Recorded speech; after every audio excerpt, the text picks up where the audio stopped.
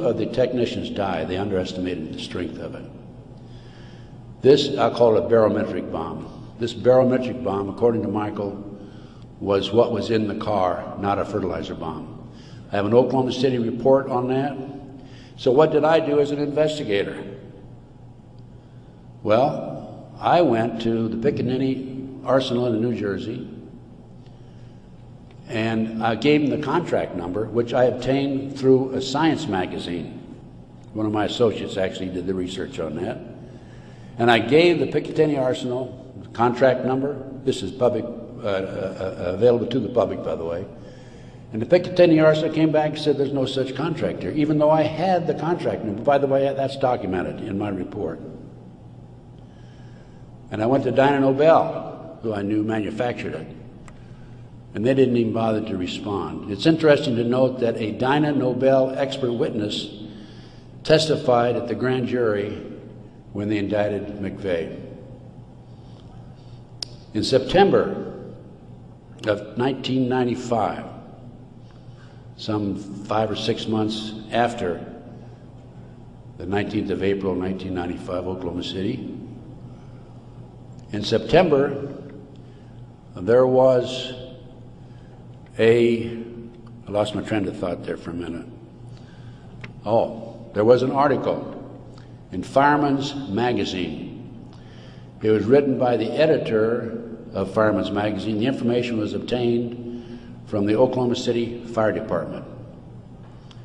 And in that article, again, that's in my report, in that article, it states that 4 unexploded devices were taken out of the building. When people were in the building after the bombing, dying, they discontinued the rescue efforts for some 5 hours while they carried out a bunch of government files, men in blue suits of some sort, sweatsuits. So what I'm telling you is Oklahoma City was perpetrated by certainly people other than McVeigh and Nichols, and now Roger Moore, if you read the paper recently, the gun dealer who claims that he was robbed of his guns in Arkansas and that money was used to finance the Oklahoma City bombing. Roger Moore has been accused by Terry Nichols of being involved in it. Roger Moore denies it. Roger Moore, at the time of the Oklahoma City bombing, was an FBI informant. I had an inside investigator in Oklahoma City tell me that there were at least 11 other individuals involved in Oklahoma City. Okay, that brings us up. We've gone through Pearl Harbor, Waco, Ruby Ridge, car bombing 93, Oklahoma City 95. That brings us up to 9/11. As I said, Michael's in prison. I'm his, quote, investigator of record, which means I'm like an attorney. I should have access to him on a regular basis. I represent this man. For a year prior to 9/11, actually a year and a half, I tried to get in and see Michael. He was in prison in northern Pennsylvania. I was in the Philadelphia area. The Bureau of Prisons would not allow me to see him. I finally was able to talk to Michael in January 2003. I flew to the East Coast, spent 3 days with him. Michael told me that he had developed information from among his contacts in advance of 9/11 that they were going involved in using missiles, airplane missiles, and they were going involved in skyjackings. They were training Arab terrorists, and also he knew the identity of the person in the United States, an Arab who lived in Paterson, New Jersey, who was the leader of terrorist activity by the Arabs in this country. Now, Michael had this information because, you're saying, how could Michael develop this information being in prison? because I met with Osama bin Laden, along with Michael, along with the State Department representative in the spring of 1986. At that time, I was contacted by a former top Ronnie Reagan official who said, can we help the Afghan rebels? They were our friends then. And I called Michael, I said, what do you think? And he said, let's meet. So there was a fourth fellow there. We didn't know at the time it was Osama bin Laden. Has actually used the name Tim Osman, traveling under Turkish passport. But because of Michael, I passed the ball to him. I just arranged for the meeting and went on. But Michael traveled all over the world putting this package together to furnish the Afghan rebels with the surface-to-air missiles that defeated the Soviets, really, shot down their helicopters. As a result of this, Michael developed sources inside the Arab world. And that's how Michael knew in advance about 9/11. Michael told the FBI on March the 20th, 2001, about this plan to use skyjack airplanes and use them as missiles. He also furnished to the FBI one of his sources, one of his confidential sources inside the Arab group. The FBI interviewed him, threatened him with prosecution, and deported him. That man, along with his family, have disappeared. We think that they're dead. The FBI refused, absolutely refused to look into this situation. More shocking is that Michael had the names of the people who were obtaining the false names of the people, the Arabs who were obtaining false passports. Had their names. He had the source who could furnish him that information. He told FBI agent Keith Kutry, March 20th, 2001, excuse me. He told Kutry, he says, I'll give you these names, the name of this person who was coordinating the whole project for the Arabs, providing I be given immunity and he be given immunity. Mr. Kutry, in spite of the fact he was armed with this information 6 months prior to 9/11, came back 2 days after 9/11 on the 13th and saw Michael in prison again. He accused Michael of being anti-government, anti-FBI, being a publicity seeker, and so forth, being disloyal. And so Michael, of course, didn't have much to say after that. Michael's still in prison, as I said. But we had this information, the FBI had this information, did nothing with it. Kutry admitted on September the 13th, admitted that the FBI did nothing with it. So after I visited Michael, excuse me, 2003, I felt it was important that I confirm that the FBI did meet with him. The Bureau of Prisons would not furnish Michael with the visitors list to confirm it. And so I started writing letters to the FBI through Senator George Allen. Oh, thank you. Thank you. And to confirm that he did in fact meet with them, I wanted to document it. I also asked for the identity of the other agent who was with Agent Kutry. And I had a terrible time. It took me a year and a half writing letters to the FBI to get them to admit that they'd interviewed Michael on March the 20th, 2001. I finally did have that information. That information is available again in one of my reports, my terrorism report that I have in the bag. So that basically brings me up to the present time. I think my time is up. But I feel compelled, as a former FBI agent, I had all this training, and I feel compelled to do everything I can to educate as many fellow Americans as I can as to what's going on behind the scenes. We have been operated and orchestrated primarily by U.S. military intelligence, covert criminal enterprise involving the FBI and the CIA, active in this country today. It's being covered up right from the beginning. They're using FBI informants to set up and frame people. By the way, they tried to frame me on a drug deal back in 1984. It didn't work. The girl that they used to try to frame me contacted me, said, I need to meet with you. We met. She told me the whole story. I took a signed statement from her. Her name is Pam Fawcett. And I said to Pam, Pam, you were working for these people, the DEA and the FBI, in Modesto, by the way. She was making phone calls to me. I said, you're working with these people trying to set me up.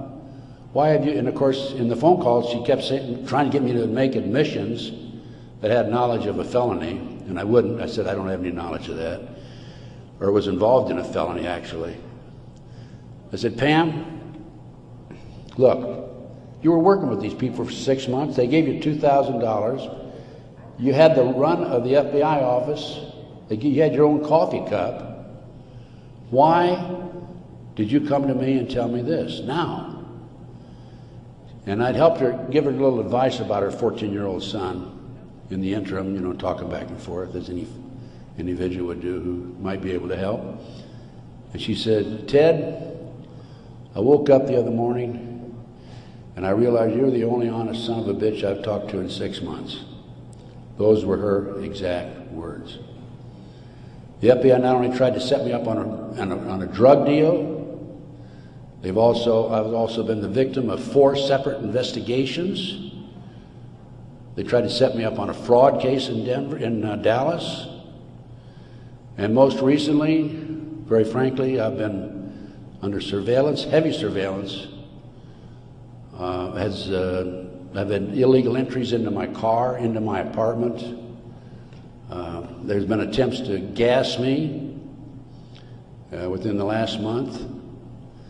And I was able to anticipate it and avoid it. But they don't want people like me out telling the truth. And that's what I'm doing. And I will not stop. I will continue to do so in the future. So that's basically it. I brought you from 1776 to the present time. We went through one conspiracy after another. Brian Gimbel was interviewing Jim Nichols, Terry Nichols' brother, on national TV after the Oklahoma City bombing, by the way. And I had given Jim Nichols my Oklahoma City bombing report. And Jim said to Brian Gimbel, he says, have you read Ted Gunderson's Oklahoma City report? And Gimbel says, oh, Ted Gunderson's a conspiracy theorist.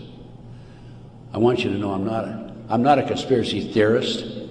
I'm a conspiracy realist. It is there. All you have to do is get your own website, get your own internet, go out. There's a lot of disinformation out there, but you can pick out what's really solid and what's really truthful. And I have 25 years of research on that back table back there.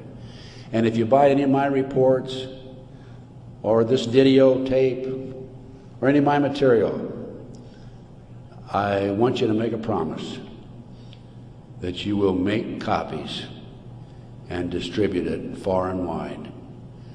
We need to wake up America.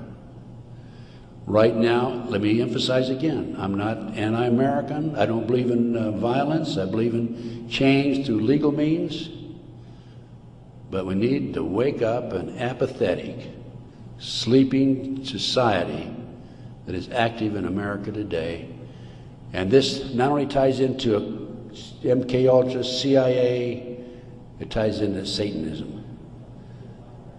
There are approximately 4 million practicing Satanists in America today involved in the Nebraska case. And I can go on about satanic cults for another hour, but I think my time is almost up.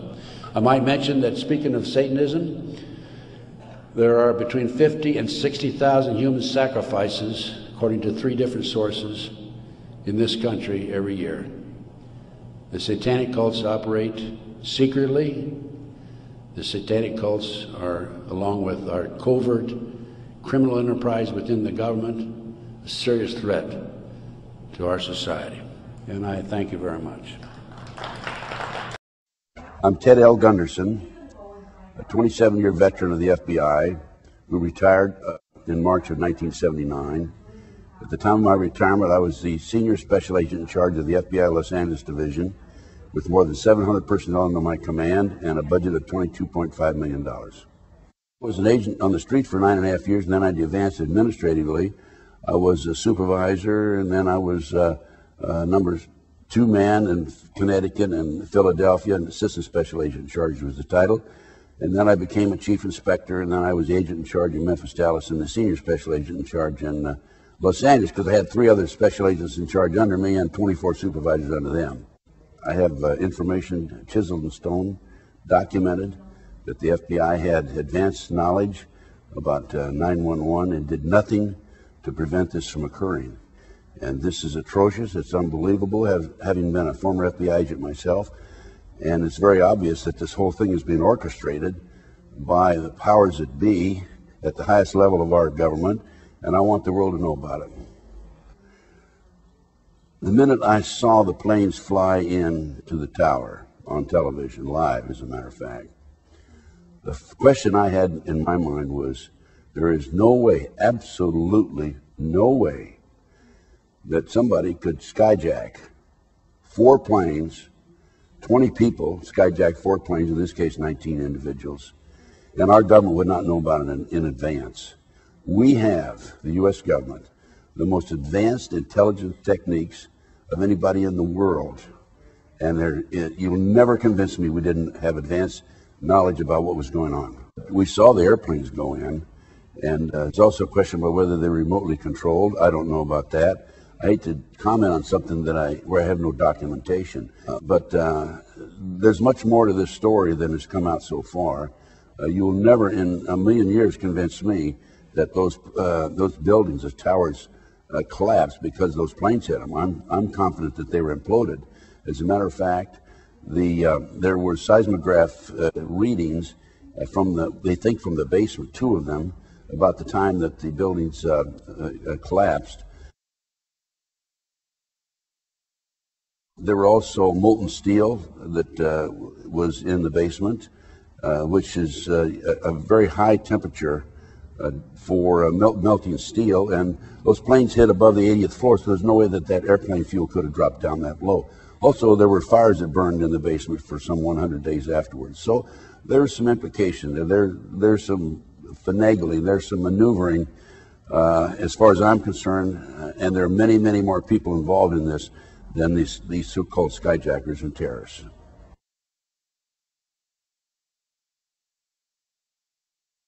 The anti-terrorism legislation was written back in the middle 1980s under the George Bush Sr. administration.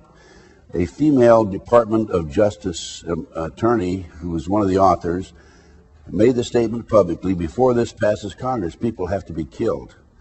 Now, if we fast forward to a World Trade Center car bombing in February 1993. At that time, the FBI had a 43-year-old former Egyptian army officer as an informant who was in with the terrorists. He was commissioned by the terrorists to put the bomb together. He went to his FBI superiors, we're going to use a dummy bomb, right? And they said, no, we're going to use a real bomb. So the FBI not only knew in advance that they were going to bomb the World Trade Center, they furnished the ingredients for the bomb, which is absolutely unbelievable that they get away with this. What's unbelievable about it is this was actually printed in the New York Times on October 28, 1993. But they got away with it. And if I was a congressman or senator, I would demand an investigation. Why would the FBI furnish the ingredients for the bomb that brought down or that had damaged the World Trade Center in February 1993? We had 6 people killed there. We had 1,000 people injured. We had a total of 6 citizens who died in the February 1993 World Trade Center car bombing. We had $1,000 worth of 1,000 individuals were injured. We had $500,000 in damage. But there weren't enough people who died to pass the anti-terrorism legislation. So now we fast forward to April the 19th, 1995, Oklahoma City bombing. We had 169 people who died, probably 169 because there was one leg they never did identify. And a year later, the anti-terrorism legislation passed. Now, it wasn't tough enough. I can't prove that there were explosives that were placed in the World Trade Center in the 9/11 situation. However, from what I've seen, an expert on implosions from Albuquerque, New Mexico, that worked for the government under government contract, stated immediately afterwards that the buildings were imploded. And then he retracted his statement and said, well, maybe they were, maybe they weren't. Basically, now he's saying that they weren't imploded. But other experts who have looked at the pictures say that the buildings were imploded. I think that in order to implode those buildings, there had to be implications, government implications or involvement in placing these charges. I mean, that was a tremendous project. I mean, I don't know how many people would be involved in it. Going back to Oklahoma City, an inside investigator told me there were at least 11 other people involved in the Oklahoma City bombing. Now, if you have 11 other people involved in Oklahoma City, you're going to have 3 or 4 times that involved in the World Trade Center situation.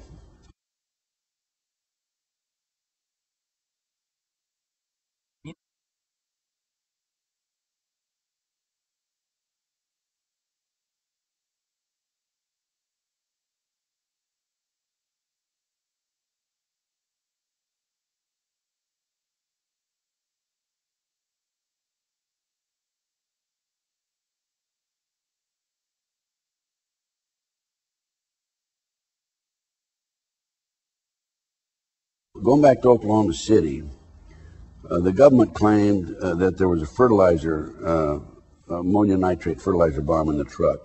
Initially, it came out, I think, with 1,500 pounds, and then it's 2,500 pounds. And in the end, they said 4,800 pounds. A fertilizer bomb explodes in 360-degree, but there's no question about it. The bomb that was in that truck was a directional bomb. Now, there was a bomb called electrohydrodynamic gaseous fuel device that was developed in the early 1980s, highly classified. It was developed by Hercules Manufacturing in Silicon Valley, California. At the time of the first explosion in the experiment in Area 51, 2 technicians died because they underestimated the power and the strength of this bomb. My informant, my main informant, Michael Riconosciuto, whose firm, Hercules Manufacturing, actually developed this bomb.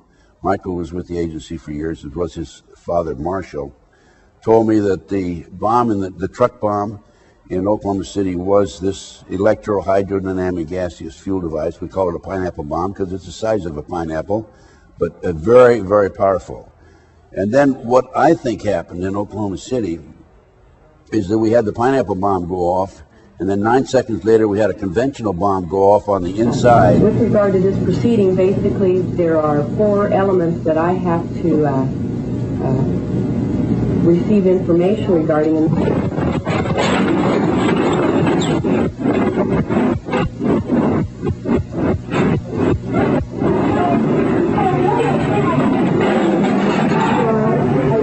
Everybody looking out of here. Now, what's the electricity line? What's the line? What's the line? Yeah. Out the back door. All the way to the right. Hurry. I have a newspaper article, actually a publication from the Fireman's magazine, where the author, who is the editor of the magazine and obtained the information from the Oklahoma City Fire Department, states that 4 unexploded devices were brought out of Oklahoma City, the Murrah building. That 4 unexploded devices were brought out of the Murrah building. This is in this article, Fireman's publication. I think it was September of 1995 when it was published. Now, if that's the case, then you had 5 conventional bombs planted on the inside, and you had the barometric bomb or the pineapple bomb in the truck. And now we have the news media. I have copies of the news media that were recorded that afternoon, the afternoon of Oklahoma City, and reporter after reporter after reporter has made the statement, oh, they recovered a bomb that was unexploded. One of them is specifically said they recovered a bomb, and now we're going to know where the bombs came from because it has U.S. Army written on the side, stenciled on the side. So we have, and McVeigh, as far as McVeigh was concerned, I think McVeigh was a mind control victim. The government said he's flunked out of Special Forces. I doubt that. I think he was in Special Forces. He wrote a letter to his sister saying he'd been recruited by the CIA to be trained as a professional assassin and also to work on the CIA drug operation. And he was visited in Oklahoma City and in Colorado when he was in custody by Dr. Jolly West, DLA. Dr. West is the foremost expert on MKUltra. MKUltra is a government CIA mind control program.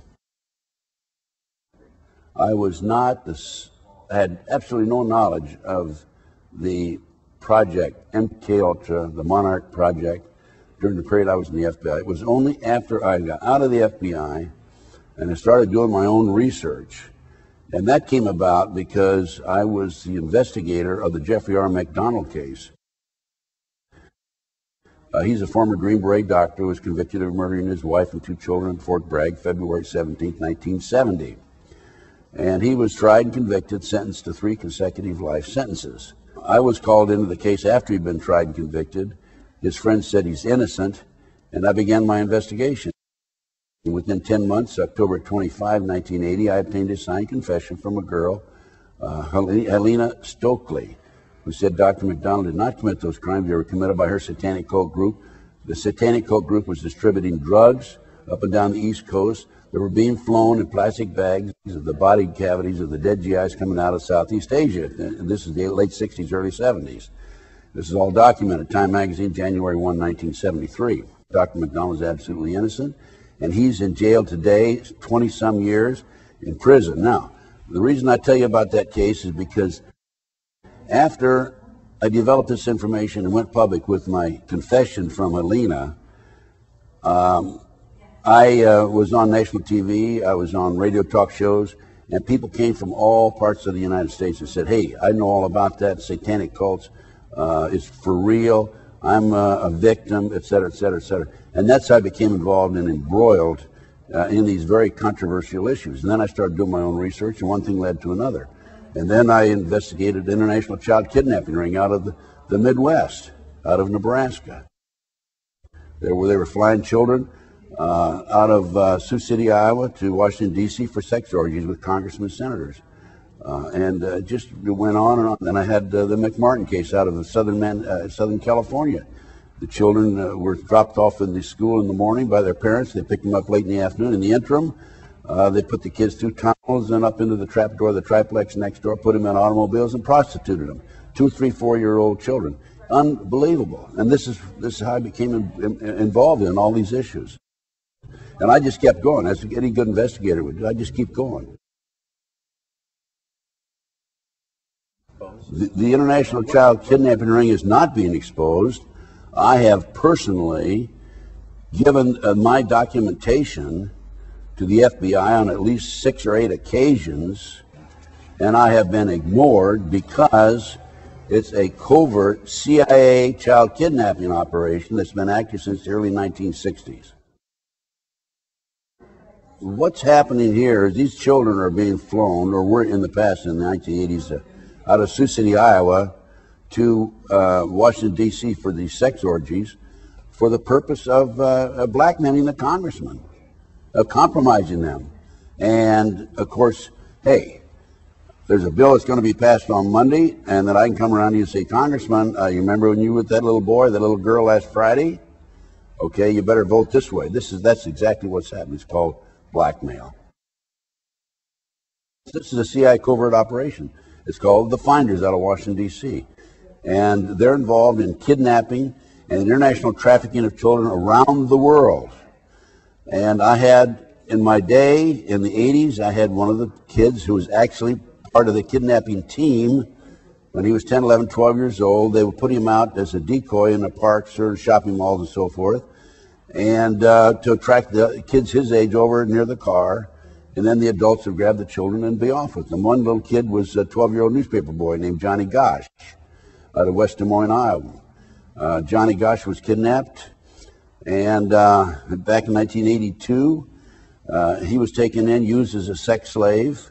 Later, he and another kid escaped. They stole a car and escaped, and Johnny Gosch is in hiding right today, by the way.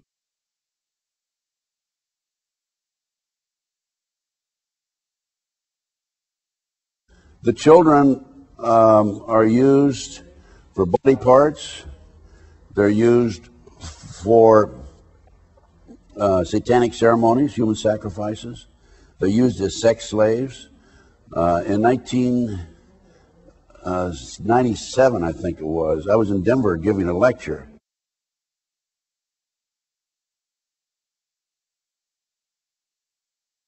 I had a tip from an airline employee that 210 children flew out of Denver to New York and then on to Paris, France. The airline employee who saw this was refueling the plane, asked a female adult and two male adults who were with the children, asked a female adult and two male adults who were with the children, who are these kids? And the woman says, Child Protective Services, mind your own business. And that man, by the way, has disappeared. I also had a tip from an airline employee, a flight attendant out of Los Angeles, that a plane load of kids, children, was flown to Paris, France. Paul Benassi, my informant inside the Nebraska case, who was part of the Child Network, told me that some of these kids are auctioned off. He's attended 6 such auctions. As few as 6 and as many as 36 children were auctioned off at these various auctions. The children sell for up to $50,000 each, sometimes more. The ages are 2 to 21. The kids stand on a stage in their underwear with a number across with the string around their neck and a number on a cord, on a piece of cardboard, and the people in the audience bid on them, just like bidding on an automobile. This is going on right under our nose. I've given this to the FBI.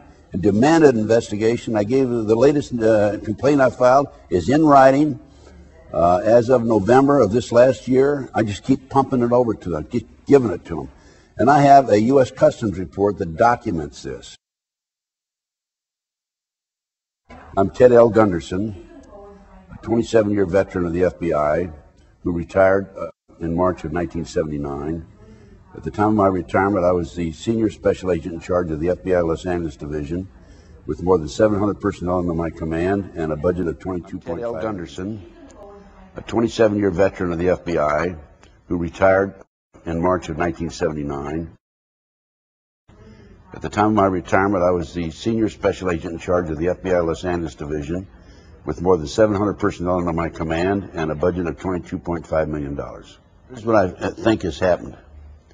We have a covert group within our intelligence community who operate covertly, and then we have another group who operate overtly. The ones who are operating overtly are the ones that come around in suits and ask you questions about a bank robbery or about, let's say, a stolen car, right? The ones who are operating covertly are the ones who are involved in surreptitious entries, who are involved in kidnapping the children, who are involved in drugs, who are involved in cover-ups, and who are involved in assassinations. I happen to know of a squad of 5 FBI agents. This was back in the 1980s. An agent from each of 5 divisions. They'd be given a signal to meet, and they'd meet in one particular location, departmentalized, of course, so that they didn't have more than one from one division. And then they would go out and do their dirty work. Now, it's well documented that CIA has assassination squads. So you have to understand there's covert and overt in the intelligence community. That's what I think is happening here. What process do they go through to reach the highest levels of the CIA and the FBI?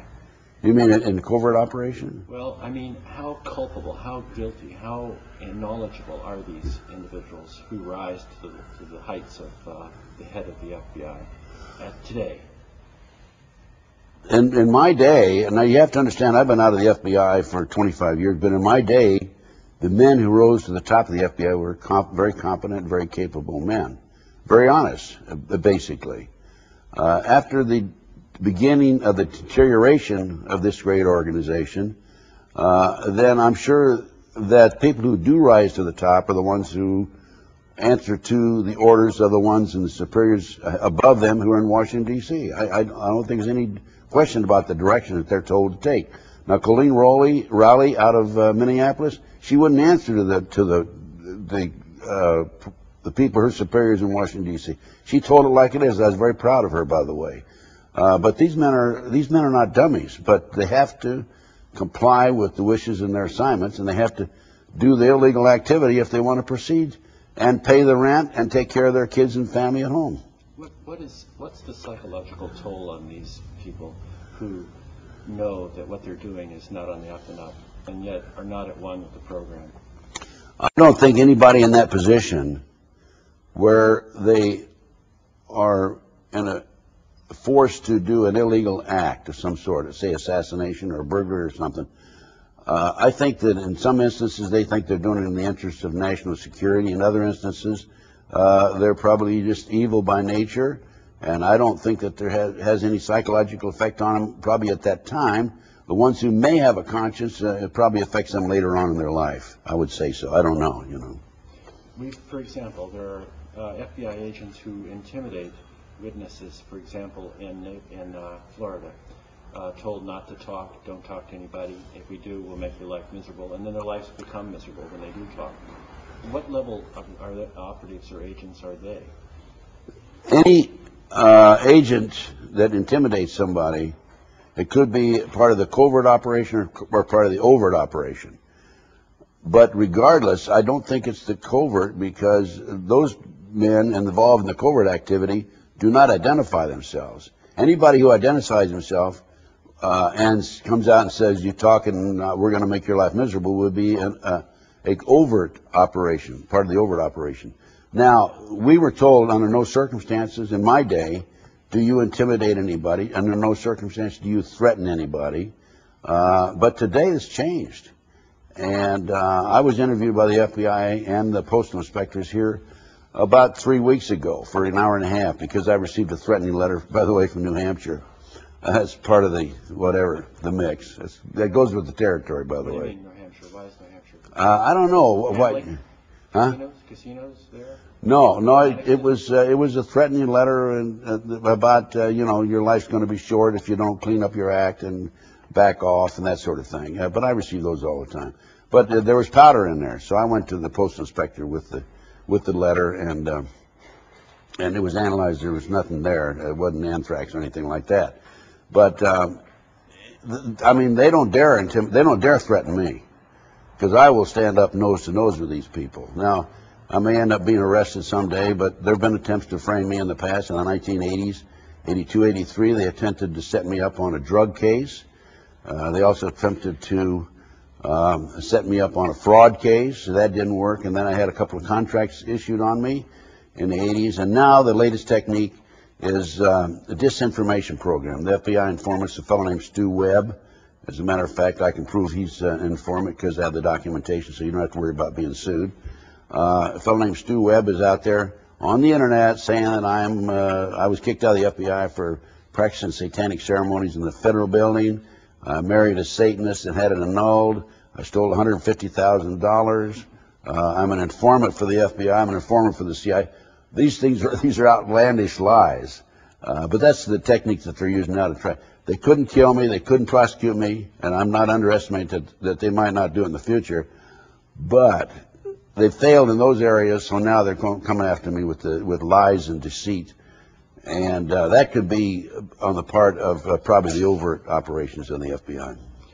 When was the change? When was the change that came about that changed the direction of the FBI? Well, I think it started changing after J. Edgar Hoover died. Clarence Kelly, it didn't change that much under Clarence Kelly. It started, they changed their qualifications for applicants probably when Judge Webster was in, or maybe when Clarence Kelly was in. And then we had a series of directors who were a catastrophe. One in particular, Louis Freeh. He was absolutely the worst director that you could pick, former judge and former FBI agent. And now, of course, Mr. Mueller, I don't know anything about him, but he has to be one of the cool boys to go along with what's happening in Washington, D.C., and to allow this to happen, where, you know, we have skyjackings. Hey, 4 airplanes are skyjacking we didn't know about in advance? Come on, give me a break. My understanding, largely from, I think, Sampson's book on the FBI, you're probably familiar with it, I think it's the Sampson. In any case, that Hoover, and I just want to clarify this for my own self largely, Hoover, as I understand it, went after the communists and left, largely dissuaded from going after organized crime, largely because the organized crime, Lansky and others, had the goods on Hoover. What do you think of that thesis? Let's go back to the secret files that J. Edgar Hoover kept on congressmen and senators. Let me explain what happened there. I'm an FBI agent. I go out on a bank robbery, and I'll come back and answer that question again that you just posed to me. And while I'm on this bank robbery, I'm interviewing a witness. The witness says, oh, the bank robber's 5'10", 175 pounds, white male, etc. Oh, by the way, Mr. Gunderson, let me mention that I have knowledge about Congressman XYZ who visited a house of prostitution last week. And this is where he went, and he paid for it with a personal check, by the way. And by the way, we had a case just like that. He was a congressman from Tennessee. And so what I do as an FBI agent, I write up my bank robbery report, and then I would put that information in the old days, and I think right now they're not doing anything with that type of information, in a memo and send it to Washington, D.C. It would go into Hoover's outer office and be kept there because this is a prominent individual.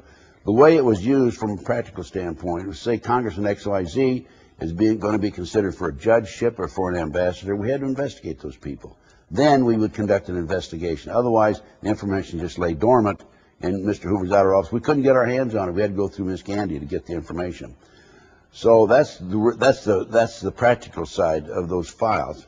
But I'd like to also mention that in the old days under J. Edgar Hoover, when he had the quote goods on congressmen and senators, we didn't have the corruption then that we do have today. COINTELPRO. Oh. COINTELPRO operated during Hoover's reign, and that was a political operation. COINTELPRO, I'm telling you right now, I have to confess, I was actively involved in COINTELPRO against the Black Panthers in the 1960s in New Haven, Connecticut. It was a very effective program, but it's basically the same thing that they're doing now, where they don't have a name for it now, where they put out disinformation. And it's gone all the way around the horn with me. I was one of the persons who was active in COINTELPRO in the 60s. Now I'm one of the individuals who is on the receiving end of COINTELPRO. So I kind of have to laugh about that. Yes, COINTELPRO was an operation that was established by William C. Sullivan. I'd say he's probably the main person behind it. And it was a form of disinformation out and corruption. And disruption within the organizations. For example, an example would be to write an anonymous letter to the head of the Black Panther Party in New Haven. And in that letter, we would say, hey, your Secretary Treasurer is stealing from the funds. And then write an anonymous letter to the Secretary Treasurer, say, hey, the chairman of the Black Panther Party is having an affair with your wife. And that would cause disruption within the ranks, yes. It was very effective. It was good. From the standpoint of neutralizing sources and causing problems from within. But it got much more serious in Chicago, for example, with Fred Hampton, didn't it? Well, Hampton was murdered, virtually murdered by the Chicago Police Department. I've been told that FBI agents were there, but I was told on the contrary, there were no FBI agents present when Hampton was shot. But he was murdered by Chicago police. They just burst in the room, as I understand it, just blew him away. So that wouldn't be COINTELPRO. That would just be murder.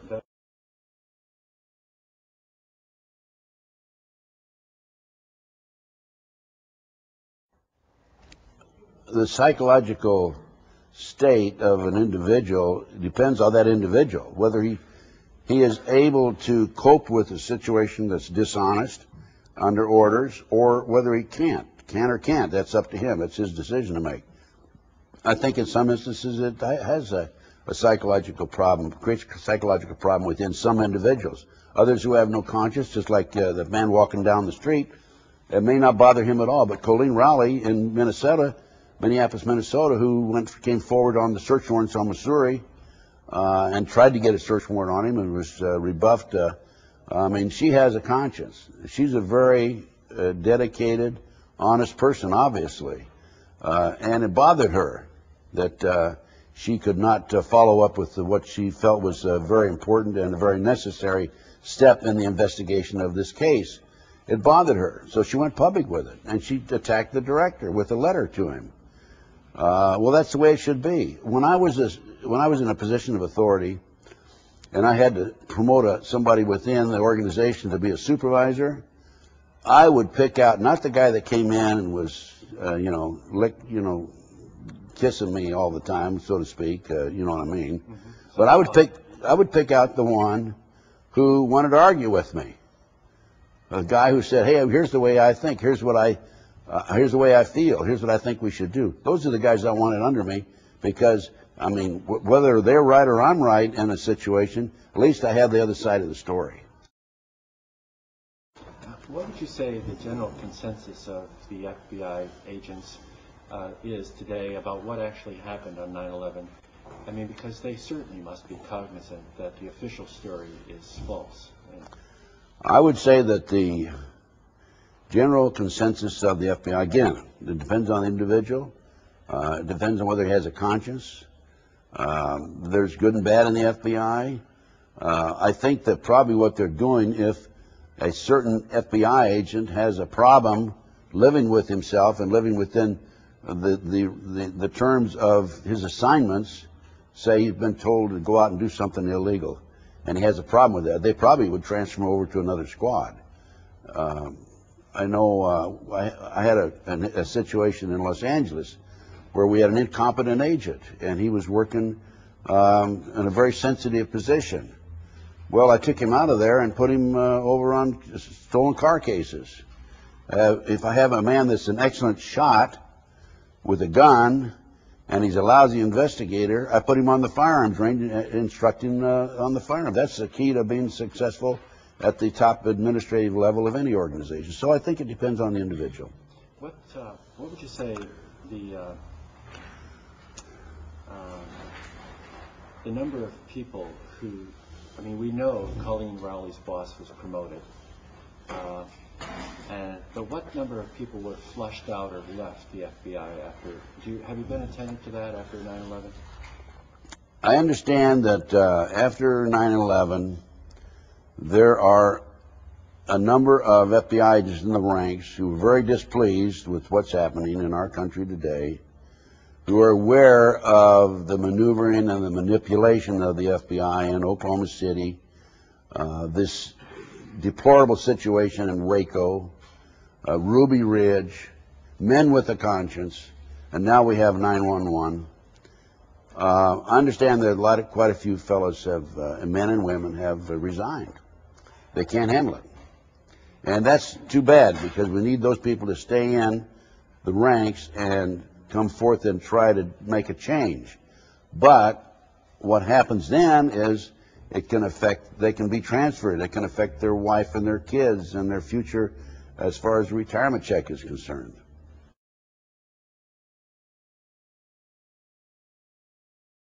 So, in effect, the FBI just gets worse and worse as the better people are flushed out or leave. In effect, what happens is that the good guys, end of quote, leave the organization, and the more people of less ability, maybe evil, psychologically defunct individuals will come in. And so then we have the organization further deteriorates.